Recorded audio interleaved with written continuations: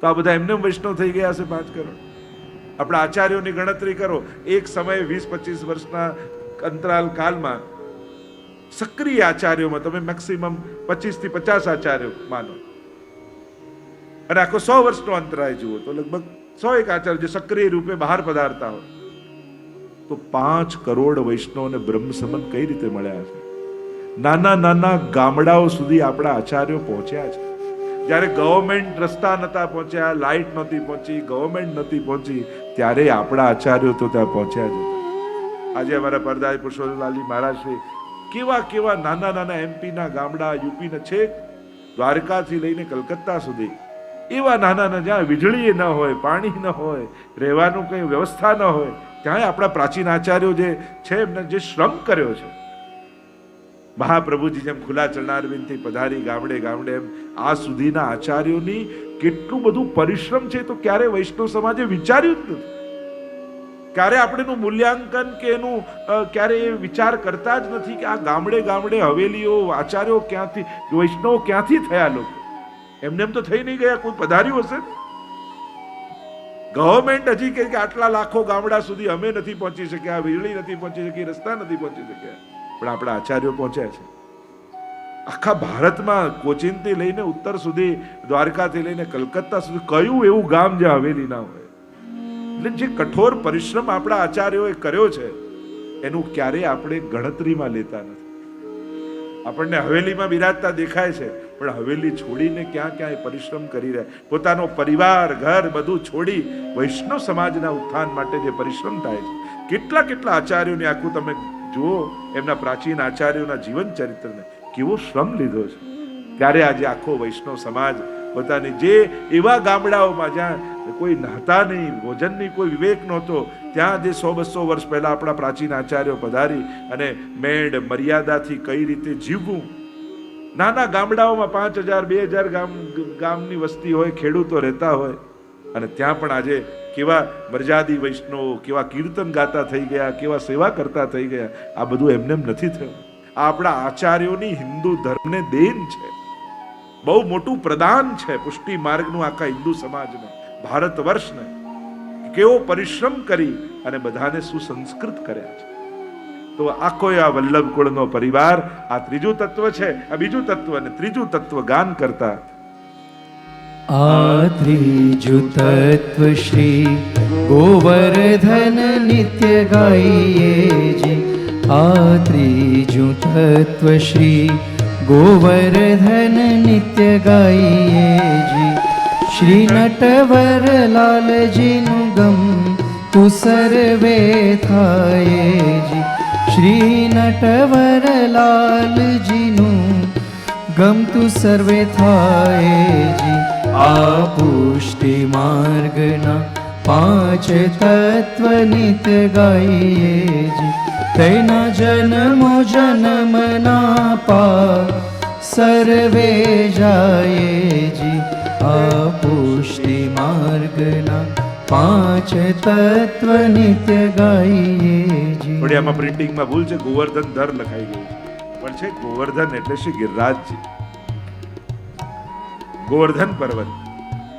તો ગોવર્ધન ધર ની જગ્યાએ ગોવર્ધન આપણે વાંચો. તો શ્રી બીજું તત્વ શ્રી વલ્લભ કુળને ગાઈએ છે. કુળ લોક લાજ ને કાજ સર્વે તજીએ.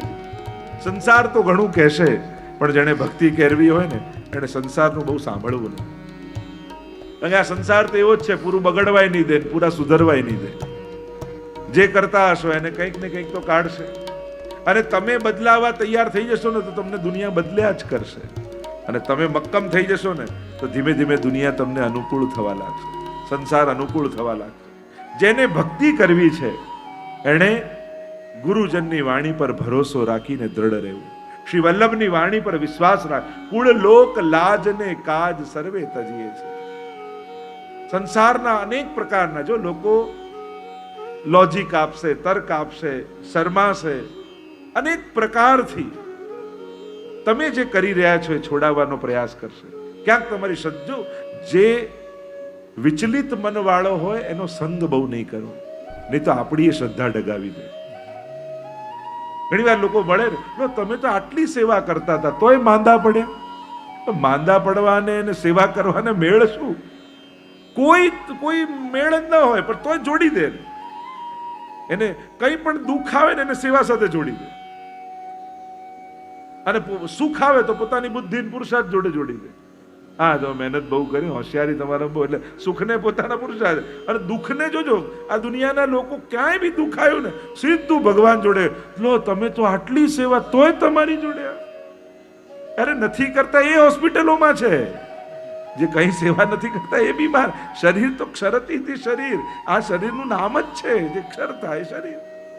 ઉલટાના મરજાદી વૈષ્ણવ જુઓ, 90 વર્ષના 100 વર્ષના જૂના વૈષ્ણવ જો કેટલા જીવે છે ઉલટાના, જે આટલા કઠોર પરિશ્રમથી રહેતા. એટલે જોડવું જોઈએ તો ખોટી જગ્યાએ કનેક્શન નહીં જોડવું. લોકો લોજિક એવા આપે, લોકો નહીં આટલું દૂધ તમે આમ ચડાવો છો, આટલો બગાડ, એના કરતા તો કોઈ ભૂખ્યાને પીવડાવો દૂધ. પણ એમ ના કે ના 500 રૂપિયા ખર્ચીને પિક્ચર જોવા ના આવતા હો, ગરીબને આપજો. કોઈ મૂવી વાળો એમ કે ના મારી મૂવી જોવા ના આવતા, એમ તો આ ટિકિટના પૈસા છે ને કોઈ ગરીબને આપજો. करुणा करुणा पानी. Not now. ये तो गलत है ना करुणा. 5 दिन बाद फीवर टेस्ट को नॉट नाउ बोलना भी उतना ही गलत है, नहीं? तो नॉट नाउ भूल जाओ और टाटा वन एमजी लैब्स को बोलो यस नाउ. પણ લોકો આવા કનેક્શન જોડે. હંમેશા ભક્તિને સોશિયલ વર્ક સાથે ઓપોઝિટ બનાવી દે. સમાજ સેવા કરવી જોઈએ, પ્રભુ સેવા કરવી. અરે આ ઓપોઝિટ થોડી છે. જે પ્રભુની સેવા કરતો હોય સમાજ સેવા કર્યા વગર રહી જ ના શકે. તમે અહીંયાથી મુંબઈ જાઓ તો બરોડા રસ્તામાં જ આવે, એમાં જવાનું ના હોય સ્પેશિયલ. સુરત રસ્તામાં જ આવે. એમ પ્રભુની ભક્તિ કરવા જે નીકળ્યો હોય તો જીવ દયા માનવ દેવા તો રસ્તામાં જ આવે. કોમળ હૃદય જ ન હોય એ ભગવાનની સેવા ક્યાં કરવાનું? જેના હૃદયમાં દયા, પ્રેમ, કરુણા, અહિંસા આ બધું ના હોય ભગવાન સુધી પહોંચી જ નથી શકવાનું. પણ લોકો એવા તર્કો આપે છોડાવવા માટે, માનવ સેવા કે પ્રભુ સેવા. અરે આવો ઓપ્શન થોડી છે. પ્રભુ સેવા કરતા હોય, ગુસાઈજી જો ગુજરીબાઈનો પ્રસંગ, કેટલા પ્રસંગો ને એ કઈ કહેવાની જરૂર છે. પ્રભુ માટે જેને પ્રેમ હોય તો સકળ લોકમાં સૌને વંદે, તો બધા ઉપર દયા રાખે, કરુણા. સારો માણસ હોય એ જ સારો વૈષ્ણવ થઈ શકે. કોઈ પણ ધર્મનો હોય, એ સ્વામિનારાયણ હોય, જૈન હોય, કોઈ પણ ધર્મનો, પણ સૌથી પહેલા પાયાની મૂળ જરૂરિયાત શું છે? સારો માણસ હોવો. જે સારો માણસ જ નથી, સારો ભક્ત ક્યારે બનવાનો જ નથી. એટલે રોંગ લોજિક ના આપે. લોકો ખોટા લોજિક આપી લોકો ભગવાનથી દૂર કરે કે ના ના આની જરૂર, મંદિરની જરૂર નથી, હોસ્પિટલની જરૂર. હોસ્પિટલની જરૂર છે, મંદિરની જરૂર છે. સાજો માણસ સાજો રહે એના માટે મંદિર. કઈ એવી જગ્યા જ્યાં જઈને સારો વિચાર આવે? બધા હોસ્પિટલમાં, કોર્ટમાં, થિયેટરમાં, મોલમાં, ક્યાં જાઓ સારા વિચાર? એક મંદિર એવી જગ્યા છે જ્યાં બેસીને બે વિચાર આવે છે. એ જગ્યાઓ રહેવા દો દુનિયામાં કે જ્યાં સારા અને પવિત્ર વિચારો માણસમાં પેદા થાય. કારણ કે આ પવિત્ર વિચારો ન રહ્યા ને તો આ સમર્થ લોકો જ દુનિયાને ખતમ કરી નાખશે. દુનિયા ખતમ થઈ જાય એટલા હથિયારો છે દુનિયા, દરેક દેશ પાસે છે. પણ 10% લોકો એક સાથે માંદા પડે દુનિયાના તો ઈલાજ માટેની વ્યવસ્થા દુનિયા પાસે નથી. કોરોનામાં જોઈ લીધું ને આપણે, ખાટલો છે, ખાટલો છે, ખાટલો છે, ખાટલો બાટલો ગોતતા ગોતતા આપણે બધા થાકી ગયા. તો આ તો છે, એક સાથે 10% લોકો માંદા પડે તો એ વ્યવસ્થા ક્યાં છે? લોકો વાતો કરે છે, સર્વાંગી વિકાસ, શરીરની સ્વસ્થતા હોય એના માટેનું બી હોવું જોઈએ, અને મન પવિત્ર રહે, સારા વિચારો વાળો સમાજ. લોકો કાયદા ગમે તેટલા કડક કરો, પાપ રોકાવાના નથી. માણસ જાત એની રોકશે ને, એનો આત્મા રોકશે ને કે તારાથી આવું ન થાય, તે તો કંઠી પહેરી છે, ત્યારે જ પાપ રોકાવા. કે ગમે તેટલા કાયદા કડક કરી નાખો, કઈ રોકાય છે પાપ? કાંઈ નથી થવાનું. માણસનું મન, એનો આત્મા એને રોકશે કે તારાથી આવું ન થાય, ત્યારે જ માણસ રોકાય. એટલે જેટલી હોસ્પિટલો, જેટલા દવાખાના બધાની જરૂર, એટલા જ મંદિરો, સત્સંગોની પણ જરૂર છે. કોઈ બી ડોક્ટરને જઈને પૂછો, લાંબુ જીવા, સારું જીવા, શું કરું? કે આનંદમાં રહેવું. આપણે ડોક્ટર સાહેબને પૂછ્યું શું કરું? આનંદમાં રહેવું. તો આનંદમાં તો એમ કે આનંદ ક્યાં છે? શ્રી વલ્લભના શરણે જઈ રહીએ આનંદમાં. વલ્લભને શરણે જઈ રહીએ આનંદમાં. સેવું સદા હું તો, સેવું સદા હું તો વ્રજના ધણી. સેવું સદા હું તો વ્રજના ધણી માગું એટલું શ્રી વલ્લભને શરણે જઈ રહીએ આનંદમાં. જય હો જય હો.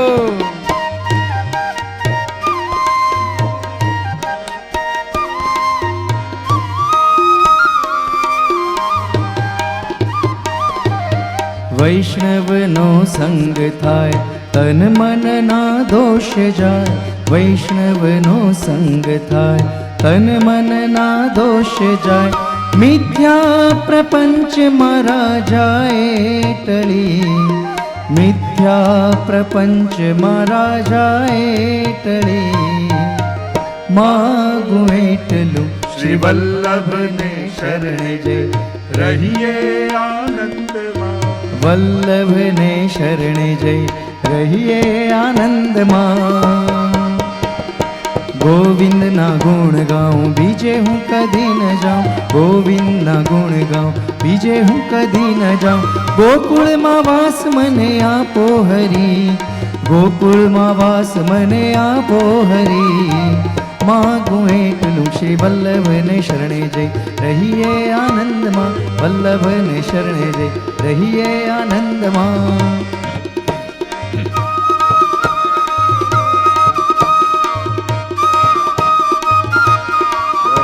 શ્રી વલ્લભ પદ વંદો સદા. શ્રી વલ્લભ પદ વંદો સદા. સરસ હોત સબ જ્ઞાન રસિક રટત આનંદ સો करत सुधारस पान और कछु जानो नहीं बिना श्री वल्लभ कर गही के छाड़े नहीं जिनकी ऐसी टेक श्री वल्लभ जिनकी ऐसी टेक श्री वल्लभ जिनकी ऐसी टेक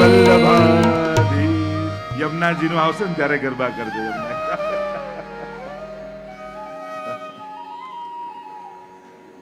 તો આનંદ ક્યાં કે વલ્લભના શરણે જઈ યા આનંદ જોઈતો હોય તો નંદ મહોત્સવમાં આવો નંદ ઘેરા નંદ ઘેરા નંદ ભયો જય કનૈયા લાલ કી નંદ ઘેરા નંદ ભયો જય કનૈયા તમારા બધાના 5-5 વર્ષ આયુષ્ય વધી વધામણા રે ગોકુળ ગામમાં આજે વધામણા રે ગોકુળ ગામમાં જશોદાએ કાન કુંવર જાયા વધામણા રે ગોકુળ ગામમાં નંદ ઘેરા નંદ ભયો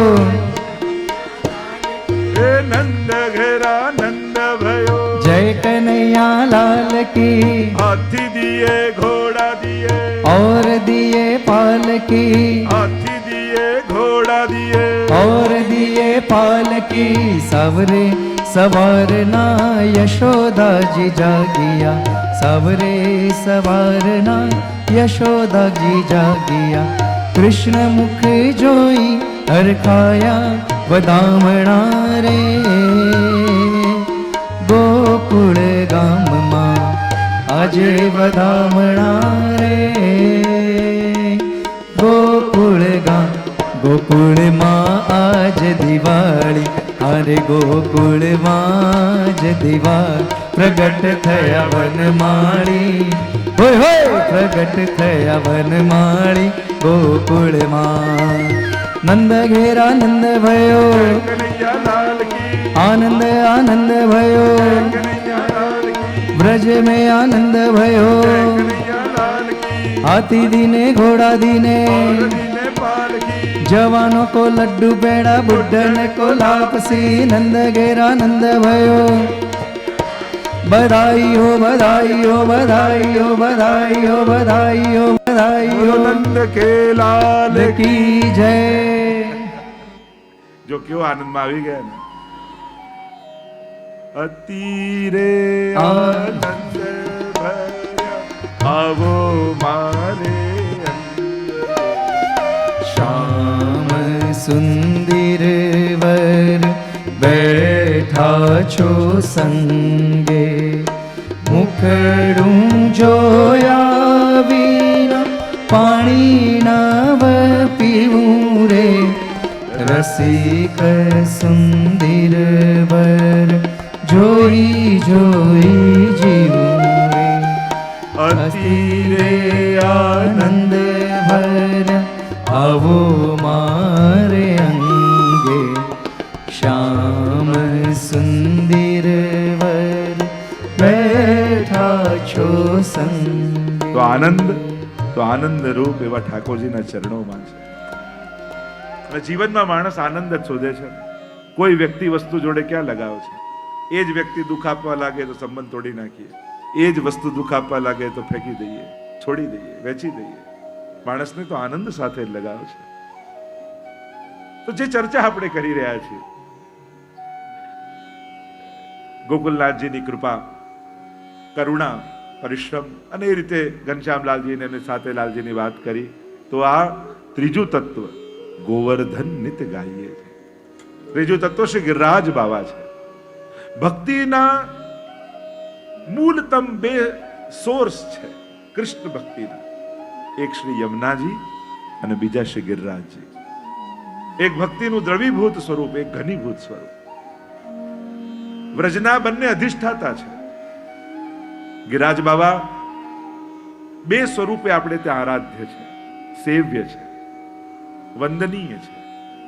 એક હરિદાસ વર્ય રૂપે, પરમ ભગવદીય રૂપે. કૃષ્ણ ભક્તિમાં કોઈ સિરમોર ભક્ત હોય તે ગિરિરાજજી છે એમ ગોપીજનો કહી રહ્યા છે.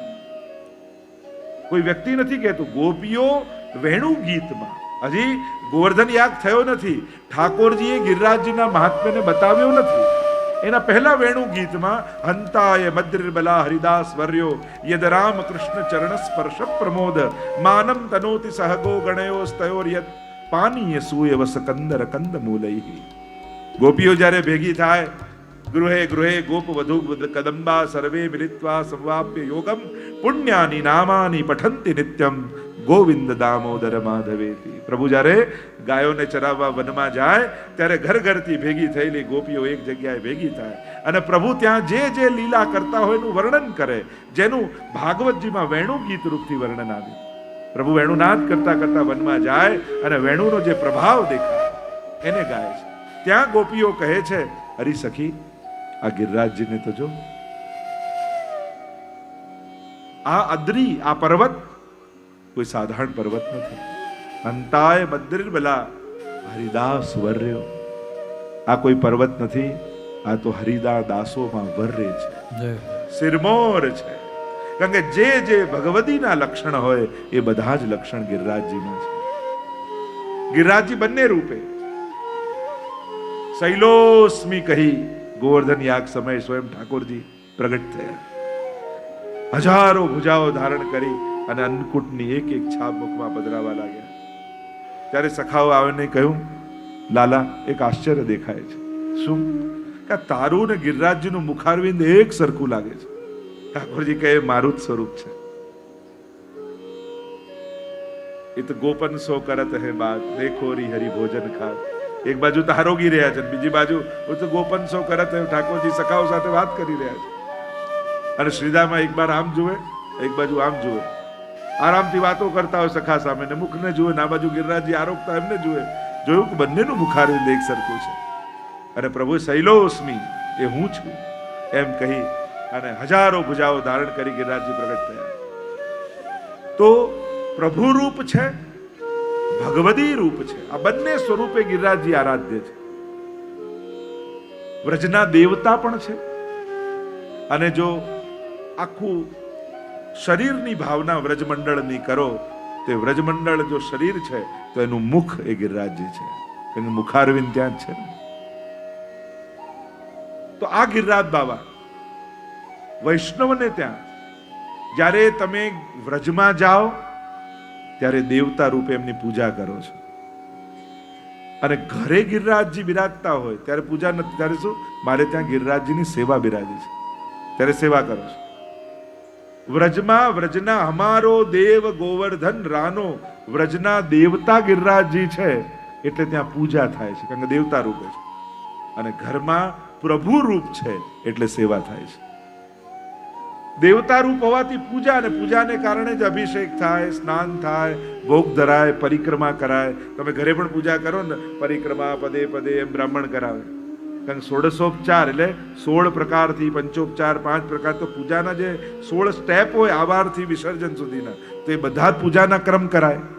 એમ જ જ્યારે જ્યારે ગિરિરાજજીનું પૂજન કરો ત્યારે પૂજાના ભાવથી ત્યાં થતું હોય છે. એટલે સેવા અને પૂજાનો ભેદ જે આપણે ત્યાં છે, તો ગિરિરાજ બાવામાં ત્યાં પૂજા એટલે ખુલ્લામાં ભોગ આવે, અભિષેક થાય, સ્નાન થાય, ઠંડુ જલ ચડે. ત્યાં ગરમ નથી કરતા હોતા, ઘણીવાર ઠંડુ જ ચડે, કારણ કે પૂજાનો ક્રમ છે.